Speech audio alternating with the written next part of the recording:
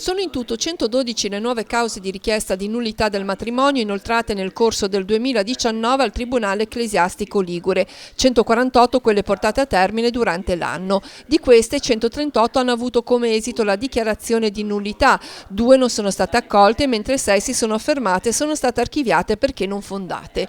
Questa mattina alla Sala Quadrivium di Genova il vicario giudiziale del Tribunale Ecclesiastico, Monsignor Paolo Rigon, ha aperto l'anno giudiziario 2020 con la relazione sull'attività svolta. Le cause di nullità inalterate nei numeri rispetto all'anno precedente hanno subito un'accelerazione nei tempi, essendosi spesso esaurite nel corso di un anno. Nella maggior parte dei casi la nullità è stata richiesta da coppie con problemi di carattere psichico, neurologico o di grave immaturità. Un dato che fa riflettere sulla realtà spesso frenetica, talvolta nevrotica o schizofrenica e comunque assai disordinata e superficiale che molte persone vivono nel quotidiano.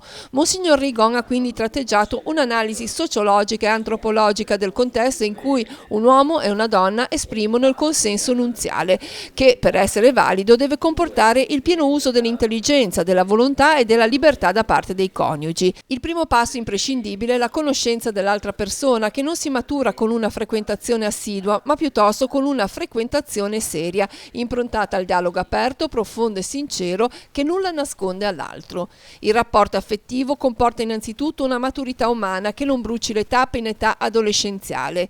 Altro elemento indispensabile è la volontà correlata alle persone, che spesso non sono cresciute nonostante l'età anagrafica.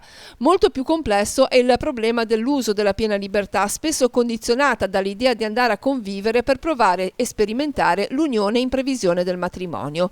A livello statistico, tuttavia, nel 90% delle cause di nullità la coppia ha avuto un'esperienza di convivenza prenunziale. Tante le considerazioni enunciate da Monsignor Rigon, con una riflessione finale.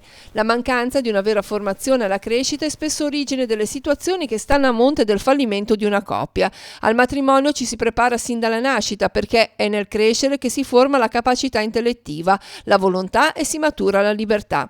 Educare poi all'amore ha alla base l'unione tra i due genitori, che diventano per i giovani modello di vita, di donazione di sé, di equilibrio e di saggezza nelle scelte.